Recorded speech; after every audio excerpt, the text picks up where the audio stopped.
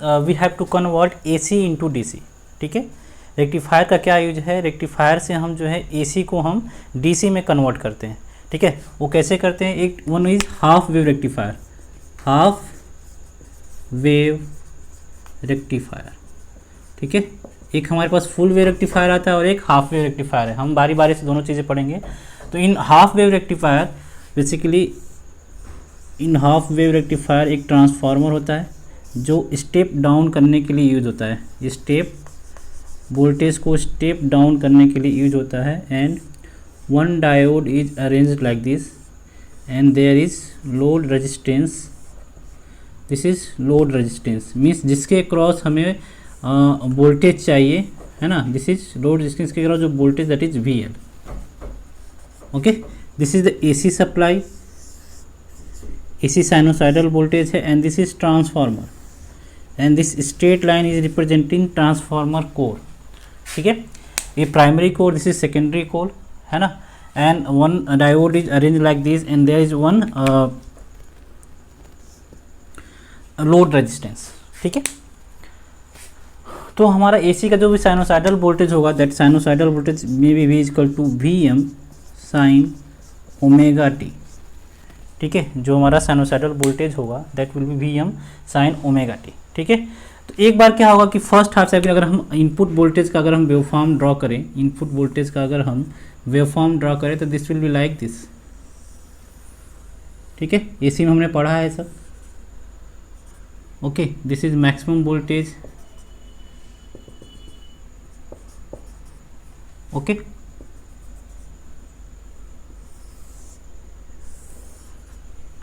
ठीक है, तो मान लो अभी क्या है कि अगर, है ना, ये हमारा प्लस पे है और ये माइनस पे है, means this point at high potential and this point at low potential. ठीक है, ये step up down, step up transformer हो सकता है, स्टेप डाउन ट्रांसफार्मर हो सकता है। बेसिकली जब भी हम AC टू DC में कन्वर्ट करते हैं तो स्टेप डाउन ट्रांसफार्मर यूज होता है। मीन्स जो number of secondary coil, this is secondary coil and this is primary coil. तो सेकेंडरी कॉइल में हमारा जो नंबर ऑफ टर्न्स होंगे वो कम होंगे। ठीक है, क्योंकि हमें वोल्टेज को क्या करना है, स्टेप डाउन करना होता है। क्योंकि वी नो दैट कि जो भी हमारा DC supply generally 24 volt, 12 volt, 18 volt होता है और AC सप्लाई हमारा 220 वोल्ट, 200 वोल्ट, 210 वोल्ट ऐसा होता है। ठीक है, तो जनरली जो हमारा ये ट्रांसफार्मर यूज होता है वो स्टेप डाउन ट्रांसफार्मर यूज होता है। ठीक है, तो अगर हमारा जो इनपुट वोल्टेज होता है VM साइन ओमेगा टी। ठीक है, V input is, this is VM sine, this is wave form for input voltage, ये हमारा इनपुट वेव फॉर्म है। ठीक है, तो किसी टाइम पे क्या होगा, कॉइल का ये वाला टर्मिनल हाई वाले पोटेंशियल पे होगा, ये वाला टर्मिनल हमारा लो पोटेंशियल पे होगा। मींस ये हमारा हाई पोटेंशियल पे होगा और ये हमारा लो पोटेंशियल पे होगा। ठीक है, तो इस केस में जो हमारा डायोड होगा that will be in forward बाइस, ये डायोड हमारा फॉरवर्ड बाइस में होगा, तो ये हमारा जो है करंट जो है कंडक्ट करेगा। तो जब ये फॉरवर्ड बाइस होता है तो आइडियली वी एज्यूम दैट कि there is no voltage drop across diode और एक स्ट्रेट वायर की तरह हमारा जो है वर्क करता है। ठीक है, मतलब कि जब हमारा डायोड हमारा फॉरवर्ड बाइस में हो तो उसको हम एक स्ट्रेट वायर के तरह जो कंसिडर कर सकते हैं। ठीक है, अगर आइडियली दिया हो तो, अगर उसका कुछ, इसका कुछ वोल्टेज दिया हो, यानी कि कुछ बिल्ट इन पोटेंशियल दिया हो तो वो बिल्ट इन पोटेंशियल हम बनाएंगे। अभी जो हम आइडियली इसको कंसीडर कर रहे हैं, इसके क्रॉस कोई भी वोल्टेज ड्रॉप नहीं है, कोई भी रेजिस्टेंस नहीं है। ठीक है, तो जो हमारा, अगर ये हमारा हाई पे है तो ये हमारा फॉरवर्ड बाइसिंग हो जाएगा। तो फॉरवर्ड बाइसिंग में जैसे हमारा करंट वेरी कर रहा था वैसे हमारा करंट वेरी करेगा। ठीक है, जैसे हमारा करंट वेरी कर रहा था, जैसे वोल्टेज वेरी कर रहा था, वैसे हमारा इसके क्रॉस वोल्टेज जो है वेरी करेगा। ठीक है, let's suppose this is VM। ठीक है, और जब हमारा सेकेंड वेव फॉर्म आएगा, सेकेंड वेव फॉर्म में ये जो हमारा पोलैरिटी चेंज हो जाएगी। मीन्स अभी फर्स्ट में ये वाला पॉजिटिव था, ये वाला नेगेटिव, सेकेंड में क्या हो जाएगा, ये वाला नेगेटिव हो जाएगा और ये वाला पॉजिटिव हो जाएगा। ठीक है, पोलैरिटी चेंज होती है ना, एक बार हाई पोटेंशियल, लो पोटेंशियल, फिर लो वाला हाई हो जाता है, हाई लो हो जाता है। ठीक है, तो सेकेंड वाले में क्या होगा, सेकेंड वेव फॉर्म में ये हमारा नेगेटिव हो जाएगा और ये हमारा पॉजिटिव हो जाएगा। इस केस में हमारा ये नेगेटिव हो जाएगा और ये पॉजिटिव हो जाएगा, तो मीन्स डायोड जो है हमारा रिवर्स बाइस हो जाएगा। और जब रिवर्स बाइस हो तो diode as behave like a open circuit, एक ओपन सर्किट की तरह बिहेव करेगा। मीन्स कोई भी करंट फ्लो नहीं करेगा इसके क्रॉस, इस रेजिस्टेंस से, इस लोड रेजिस्टेंस से हमारा कोई भी करंट जो है फ्लो नहीं करेगा। तो क्या आ जाएगा, हमारा एक गैप आ जाएगा, ठीक है, यानी कि ये पूरा नीचे वाला वेव फॉर्म ही हमारा क्या हो जाएगा, गायब हो जाएगा ना। फिर से थर्ड जो हमारा लूप आएगा, थर्ड लूप में अगेन जो हमारा वेव फॉर्म जो है ऐसे बन जाएगा, ठीक है। फिर फोर्थ लूप गायब, अगेन फिफ्थ लूप जो हमारा ऐसे बनेगा, तो एक एक लूप हमारा जो है गायब हो जाएगा, ठीक है। इसीलिए इसको जो है हम हाफ वेव रेक्टिफायर करते हैं। This is the output voltage.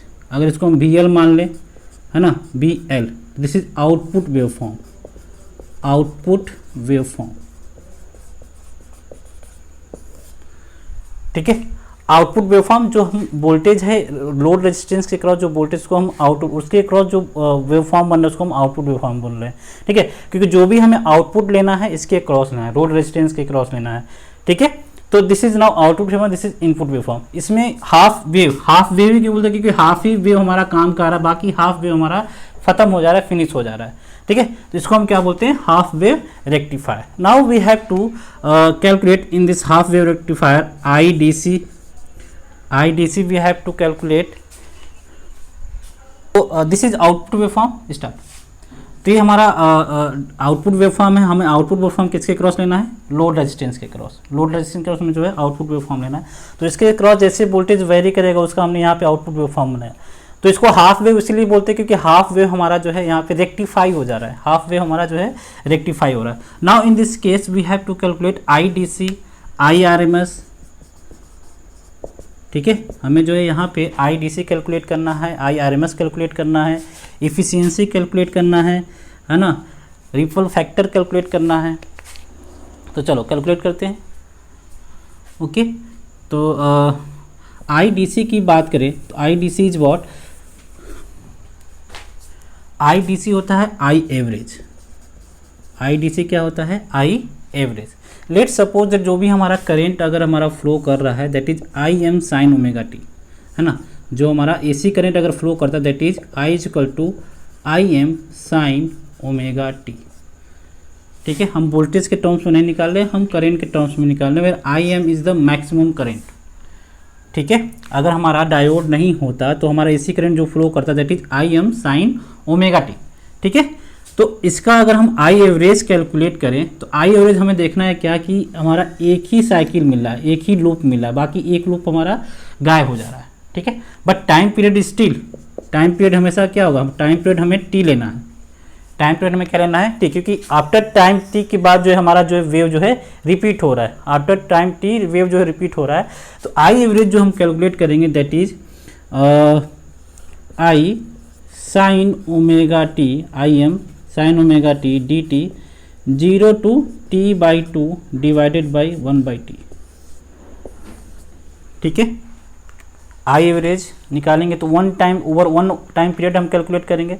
यहाँ पे इंटीग्रेशन मैंने 0 से T/2 ही लिया क्योंकि 0 से T/2 ही प्रेजेंट है, इसके इधर जो है इंटीग्रेशन करने का कोई मतलब नहीं है क्योंकि हाफ वेव हमारा फिनिश है, हमारा रेक्टिफाई हो गया है, ठीक है। तो 1/T 0 to T/2 IM sine omega T DT, ठीक है।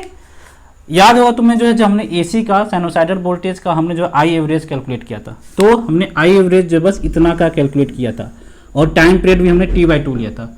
इस पूरे वेव फॉर्म में हम जो कैलकुलेट करते है ना, AC वोल्टेज का हमने जो है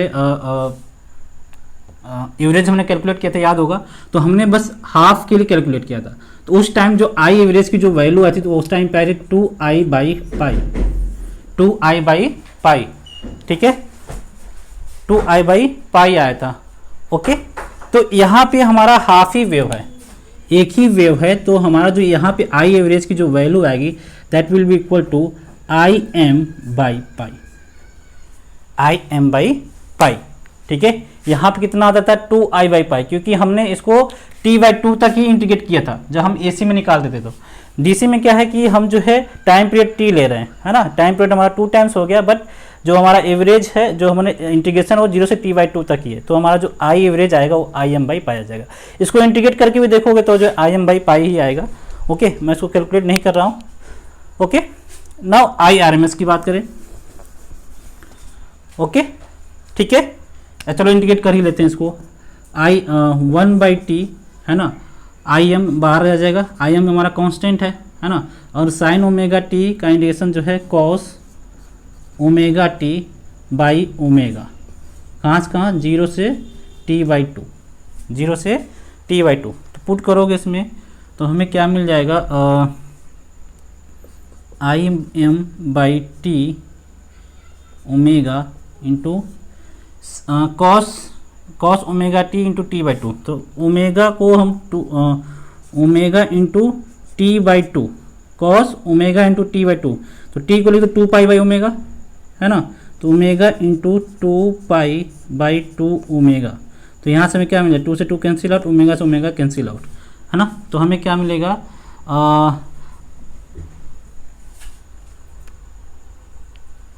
t/2, ठीक है,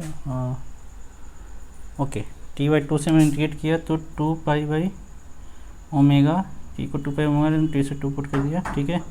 तो pi cos pi minus cos 0 that is 2, okay, ठीक है। तो यहाँ से आ जाएगा, अगर हम इसमें पुट करें तो -1 माइनस ऑफ -1, ठीक है, ठीक है। t/2 पुट करें तो पाई आ रहा है, और जब 0 पुट करें तो 1 आएगा, -1, तो ये हो जाएगा माइनस, और एक इंटीग्रेशन में माइनस आ जाएगा, तो माइनस माइनस प्लस आ जाएगा, that is 2Im/t into omega को हम क्या पुट कर दे, या t को पुट कर दे 2π/ओमेगा इंटू ओमेगा। तो ओमेगा से ओमेगा कैंसिल आउट, 2 से 2 cancel out, then we will get Im/2। क्या मिलेगा हमें, Im/2, ठीक है। तो IDC की जो वैल्यू आ गई that is Im/2। Now we have to calculate IRMS, ठीक है। वैसे भी यहाँ फिजिबल दिखाई दे रहा है कि यहाँ जो I एवरेज होगा वो Im/2 होगा, ठीक है, क्योंकि फुल वेव फॉर्म में हमारा 2Im/π आता था। फुल वेव फॉर्म में जो हमारा I एवरेज की जो वैल्यू आती थी वो आती थी 2Im/π। तो इस केस में हमारा हाफ ही है, तो इस केस में हमारा जो I एवरेज आएगा दैट इज Im/π, ठीक है। नाउ IRMS की बात करते हैं, IRMS, ठीक है। तो IRMS is square mean and root, पहले स्क्वायर लो, है ना। तो Im साइन ओमेगा t का स्क्वायर dt, स्क्वायर कर लिया, उसको एवरेज करना है, ठीक है, कहाँ से कहाँ, 0 से t/2, ठीक है, 0 से t/2 एवरेज लेना है, तो डिवाइडेड बाई 1/t एंड इसका रूट, ठीक है। हमें IRMS निकालना है, तो हमारा एक ही वेव फॉर्म प्रेजेंट है, तो इसलिए हमने इसको इंटीग्रेट किया कहाँ से, 0 से t/2 Im sine omega t का स्क्वायर किया, फिर मीन लिया, ये दिस इज होल मीन, है ना। ओवर 1 टाइम पीरियड हमें मीन लेना है, तो मीन ले लिया और अंडर रूट कर दिया, ठीक है। तो now here we will get under root 1/t, okay, and this become Im का स्क्वायर, Im का स्क्वायर, ठीक है, Im का स्क्वायर t, बचा क्या हमारा sine square omega t dt, ठीक है। Im हमारा कांस्टेंट बाहर ले लिया, Im square t sign square omega t dt। अब sign square omega t dt को हम क्या पुट करते हैं, 1 minus cos 2 omega t dt। तो इसको हम लिख सकते हैं Im का square by t under root 1 minus, इसका हमारा इंटीग्रेशन भी है, 1 minus cos 2 omega t by 2 dt, ठीक है। तो हमें कहाँ से कहाँ इंटीग्रेट करना है, 0 से t/2 तक इंटीग्रेट करना है, ठीक है। जब हमारा 0 से t/2 तक 2t तक जब हम इंटीग्रेट करेंगे, 0 से t/2 तक जब हम इंटीग्रेट करेंगे, तो cos 2 ओमेगा t है, cos क्या है, cos 2 ओमेगा t है, मीन्स जब हमारा टाइम 0 होगा तो 2 ओमेगा टी की वैल्यू क्या होगी, जब टाइम हमारा 0 होगा तो 2 omega t will be equal to 0, ठीक है। जब टाइम हमारा t/2 होगा तो 2 omega t will be equal to 2 omega, है ना, एंड t की जगह पे t/2 that is 2 omega into t की वैल्यू 2π/2 ओमेगा। तो यहाँ से 2 से 2 कैंसिल आउट, ओमेगा से ओमेगा कैंसिल आउट, मतलब 2π, ठीक है। जब हमारा t 0 होगा तो 2 ओमेगा t 0 होगा, जब t t/2 होगा तो 2 ओमेगा t कहाँ तक जाएगा, 2 पाई तक। यानी कि हमें cos 2 ओमेगा t का निरीक्षण करना 0 से 2 पाई। तो मैंने बताया था कि अगर एक टाइम पीरियड में हम किसी भी साइनोसॉइडल फंक्शन को हम इंटीग्रेट करते हैं तो उसकी वैल्यू क्या आ जाती है, 0। तो बेसिकली जो ए वाली जो वैल्यू आ जाएगी 0 हो जाएगी, ठीक है।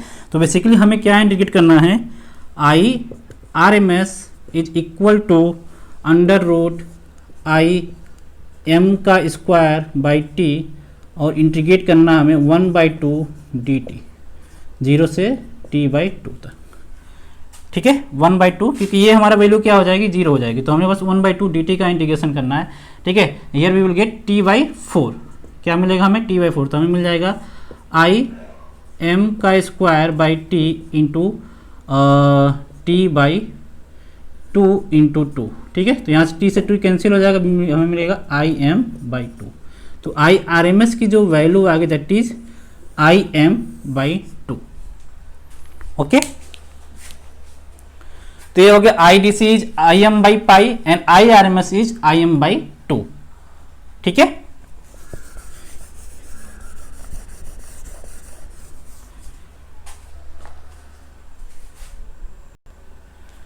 ठीक है, now we have to calculate rectifier efficiency. इसको हम नीटा से रिप्रेजेंट करते हैं and this is equal to P D C upon P A C. P D C upon यानी कि power loss in D C circuit upon power loss in A C circuit. जो भी हम इनपुट पावर दे रहे हैं, है ना, या इसको लिखो P D C upon P input. जो भी हम इनपुट पावर दे रहे हैं, है ना, डीसी पावर जो हमारा जो यूजफुल पावर है, क्योंकि हमारा लोड रेजिस्टेंस के क्रॉस जो पावर हमारा लॉस हो रहा है वही हमारा यूजफुल पावर है, ठीक है। बाकी और जिसके क्रॉस भी हमारा पावर लूज हो रहा है, चाहे वो डायोड के क्रॉस हमारा लूज हो रहा हो, तो हमारा क्या है, वो हमारा वेस्टेज ऑफ पावर है। यूजफुल पावर क्या है, जो हमारा लोड रेजिस्टेंस के क्रॉस जो पावर हमारा लॉस हो रहा है वही हमारा यूजफुल पावर है, ठीक है। तो rectifier efficiency is P D C upon P E, है ना। तो पी डी सी में हमारा जो पी डी सी है that is power, D C power is that is I D C into I D C into R L, I D C into R L का square, ठीक है। I D C into R L का square, no I D C I square D C into R L. जो हमारा power जो resistance के cross जो हमारा लोड रेजिस्टेंस है उसके क्रॉस जो पावर होगा, current through that resistance into resistance. जो हमारा डीसी रेजिस्टेंस था यहाँ पे, इससे हमारा आई डीसी करेंट फ्लो कर रहा है ना, and that DC current was I M by पाई। इसका जो रेजिस्टेंस है आई एल है, ठीक है। और जो लोड है दैट इज वी एल, जो वोल्टेज ड्रॉप है across the resistance B L, and जो करेंट फ्लो कर रहा है that is I D C and R L is the load, ठीक है। तो जो पी डी सी है उसको हम I D C square into R L भी लिख सकते हैं, या वी एल का स्क्वायर अपॉन आर एल भी लिख सकते हैं, ठीक है। या हम उसको वी एल का स्क्वायर अपॉन आर एल भी लिख सकते हैं। नाउ अपॉन पी इन जो हमारा ए सी पावर है। तो हमें पता है कि कभी भी ए सी सर्किट में जो हम पावर लिखते थे तो क्या लिखते थे, आई आर एम एस का स्क्वायर इंटू जेड, या इंटू जो भी रेजिस्टेंस है, ठीक है। I R M S into जो भी रेजिस्टेंस है। तो हमारा जो एसी सर्किट था, है ना, तो वो जो करंट फ्लो कर रहा था वो डायोड से होते हुए लोड रेजिस्टेंस की तरफ आ रहा था, ठीक है। इस फुल पावर तो जो हमारा इसके क्रॉस जो हमारा लॉस हो रहा है वही है, बट जो इनपुट पावर है, इनपुट पावर ये डायोड से होता हुआ आ रहा है, ठीक है। अगर मान लो डायोड का जो रेजिस्टेंस है, फॉरवर्ड बायस में डायोड का जो रेजिस्टेंस है दैट इज आर एफ, ठीक है। अगर फॉरवर्ड बायस में डायोड का जो रेजिस्टेंस है वो आर एफ है, in that case I R M S into R F plus R L, ठीक है। ये हो जाएगा हमारा क्या, पी इन। जो इनपुट पावर है that is I R M S, क्योंकि इनपुट पावर क्या हमारा एसी में है, तो इसीलिए जो हम यहाँ पे आई आर एम एस ले रहे हैं, ठीक है। तो आई आर एम एस का square into R F into R L. तो आई आर एम एस की वैल्यू क्या है, आई आर एम एस का square into R F plus R L, ठीक है। R F is the resistance of the diode in forward bias, ठीक है। तो आई डी सी की वैल्यू है, I D C is I M by pi का square upon I M by 2 का square into R L upon R F plus R L. ठीक है। तो यहाँ से जो हमें वैल्यू मिलेगा, that value we will get if anyone have any problem. तो हमें क्या मिला यहाँ पे, ठीक है, ओके। तो यहाँ से देखो आई एम कैंसिल हो जाएगा हमारा, I M and I M will be cancel out, we will get here 4 1 by pi square 1 upon 4 या 2 का स्क्वायर लिखो, ठीक है, क्योंकि आई एम कैंसिल हो जाएगा, बचेगा क्या 1 upon 1 plus R F by R L. ठीक है, आर एफ आर एल को मैंने कॉमन ले लिया तो ये आ जाएगा हमारा, ठीक है। And this will give 0.406 into 1 upon 1 plus R F upon R L. ठीक है, this is the efficiency of half wave rectifier, this is the efficiency of half wave rectifier. ठीक है, मैक्सिमम इफिशियंसी क्या हो सकती है, जब हमारा R F will be very very less than R L, means जब आर एल हमारा आर एल की वैल्यू जो है बहुत ज़्यादा होगी आर एफ से, दैट टाइम्स रेक्टिफायर है maximum efficiency and that efficiency will be equal to 0.406, यानी कि नियर अबाउट 40% जो है उसकी इफिशियंसी होगी। तो मैक्सिमम इफिशियंसी क्या हो सकती है हाफ वेव रेक्टिफायर की, दैट इज 40%। ठीक है, या नियर अबाउट जो है 41% हम ले लेते हैं, ओके। 40.06 आएगा, 40.6 आएगा, है ना। तो हमारा इफिशियंसी क्या हो गया, efficiency is 0.406 1 upon 1 plus R F by R L. ठीक है, where R F is the resistance of diode in forward bias and R L is the load resistance. ठीक है, तो ये हमारा इफिशियंसी हो गया हाफ वेव रेक्टिफायर का। ठीक है, now ripple factor, ripple factor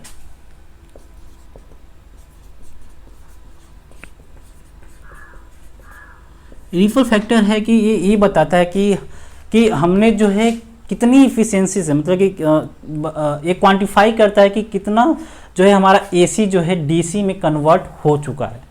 ripple factor क्या बताता है कि how it is to quantify how well the half wave rectifier can convert AC voltage into DC voltage. ठीक है, रिपल फैक्टर का क्या सिग्निफिकेंस है, ये क्वांटिफाई करता है, मतलब क्वांटिटी में वैल्यू देता है कि how well the half wave rectifier convert AC voltage into DC. ठीक है, और इसका जो फॉर्मूला होता है, इसको रिपल फैक्टर को हम कभी गामा से रिप्रेजेंट करते हैं या आर से रिप्रेजेंट करते हैं। ठीक है, स्मॉल आर से रिप्रेजेंट करते हैं या गामा से रिप्रेजेंट करते हैं। तो रिपल फैक्टर का जो फॉर्मूला आता है that is under root V D C upon V A C का स्क्वायर -1, यार इसको हम ऐसे भी लिख सकते हैं आई डी सी का square upon I R M S का स्क्वायर -1, आई डी सी का square minus I upon I R M S का स्क्वायर, वेट थोड़ा सा है, वी ए सी ऊपर है, ए सी हमारा ऊपर है, A C upon D C. ठीक है, A C upon R M S upon D C, इसको याद रखना फार्मूले को। ये फार्मूला कहाँ से है उसमें हमें दिमाग लगाने की जरूरत नहीं है, ये फार्मूला है। ठीक है, V A C upon V D C का स्क्वायर -1 या आई आर एम एस का square upon I D C का square -1, that is called ripple factor. और हाफ वेव रेक्टिफायर के केस में अगर इसको हम कैलकुलेट करें, है ना, तो आई आर एम एस की वैल्यू होती है that is I M by pi, I R M S की वैल्यू होती है I M by 2 and I D C की वैल्यू है I M by pi whole square -1। ठीक है, तो यहाँ पे जो हम वैल्यू मिलेगा हमें, that we will get ripple factor की जो वैल्यू मिलेगी दैट इज 1.21। ठीक है, ये मिलेगा हमें अंडर रूट पाई का square upon 4 -1, okay, that will get under root pi square -4/4, that is अगर इसको हम कैलकुलेट करें तो वी विल गेट 1.21। जो रिपल फैक्टर की जो वैल्यू है दैट इज 1.21। ओके। तो इस तरह जो है हाफ वेव रेक्टिफायर का हमने I R M S calculate कर लिया, आई एवरेज कैलकुलेट कर लिया, है ना, रिपल फैक्टर कैलकुलेट कर लिया, इफिशियंसी जो है कैलकुलेट कर ली। ये 3-4 चीज़ें जो है हमें जो है हाफ वेव रेक्टिफायर के केस में हमसे पूछेगा। Now we are going to start full wave rectifier. तो फुल वेव रेक्टिफायर में हमें 2 तरीके के पढ़ना है, centre tap and bridge rectifier. तो this is centre tap centre tap full wave rectifier. Centre tap का क्या मतलब हुआ, यहाँ पे जो सेकेंडरी क्वाइल है वो सेंटर से टैप्ड होता है, मीन्स सेंटर से कनेक्टेड होता है ना। यहाँ पे क्या है, दिस इज द कनेक्शन। ये सेंटर में जो है कि हाफ क्वाइल इधर है और हाफ क्वाइल हमारा इधर है। बेसिकली जो भी वोल्टेज क्रॉस होगा प्राइमरी के, वो जो है 2 पार्ट्स में डिवाइड हो जाएगा, ठीक है, 2 पार्ट्स में डिवाइड हो जाएगा। अगर मान लो अगर हमारे पास इसका जो मैक्सिमम वोल्टेज है वो Vm है ना, मैक्सिमम वोल्टेज Vm है, तो इसके क्रॉस लोड रेजिस्टेंस के क्रॉस जो मैक्सिमम वोल्टेज आएगा दैट इज Vm/2, ठीक है, Vm/2। यहाँ पे क्या होता है कि जो भी वोल्टेज हो डायरेक्टली जो है हाफ हो जाता है, बिकॉज जो है हमारा ट्रांसफार्मर जो है सेंटर टैप्ड होता है, ठीक है। ये फंक्शन कैसे करता है, मान लो जो भी हमारा इनपुट वेवफॉर्म है, input waveform is like this, ठीक है, this is Vm maximum, this is input या इनपुट वेवफॉर्म लिख दो यहाँ पे, इनपुट वेवफॉर्म, ठीक है, और आउटपुट वेवफॉर्म में जो है यहाँ पे बनाना है, ठीक है।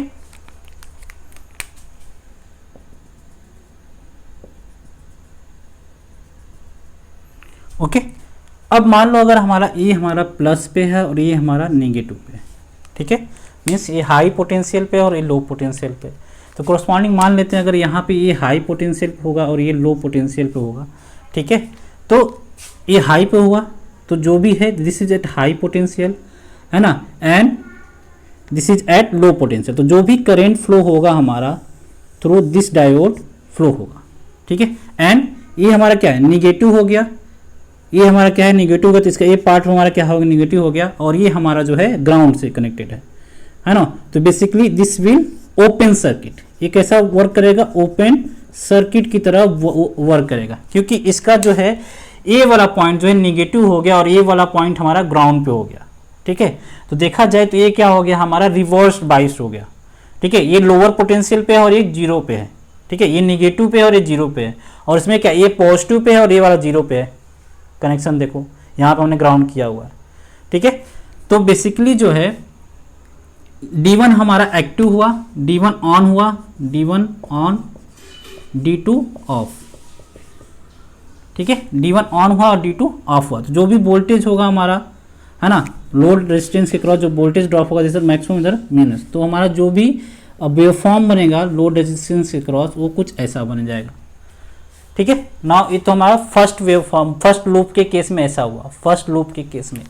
नाउ सेकेंड लूप में क्या होगा कि ये वाला पॉइंट हमारा प्लस हो जाएगा, ये वाला हमारा निगेटिव हो जाएगा, ठीक है। नाउ सेम थिंग यहाँ पे ये प्लस और ये निगेटिव, ओके। तो इस केस में देखा जाए तो सेकेंड लूप में ये हमारा निगेटिव हो जाएगा और ये वाला, मतलब जो केस हमारा जो फर्स्ट केस में इस डायोड के साथ हो रहा था वो सेम केस अब इसके साथ होगा, ठीक है। ये निगेटिव टर्मिनल और ये ग्राउंड होगा, तो ये हमारा क्या हो जाएगा, रिवर्स बाइस्ड, और ये हो जाएगा हमारा फॉरवर्ड बाइस्ड। तो जो भी करंट हमारा फ्लो करेगा वो कुछ ऐसा फ्लो करेगा। अगेन रेजिस्टेंस के केस में ये वाला हमारा फॉरवर्ड बाइस्ड, ये वाला हमारा हाई पोटेंशियल पे और ये वाला हमारा लो पोटेंशियल पे। अगेन जो डायरेक्शन ऑफ करंट है थ्रू लोड वो क्या होगा, सेम रहेगा। तो वेवफॉर्म क्या होगा हमारा, सेम, ठीक है। ऐसे जो है हमारा आगे चलता जाएगा। तो इसमें जो हमने पूरे वेव का यूटिलाइजेशन कर लिया, पूरे एसी वेव का हमने जो है यूटिलाइजेशन कर लिया, इसलिए इसको हम बोलते हैं फुल वेव रेक्टिफायर।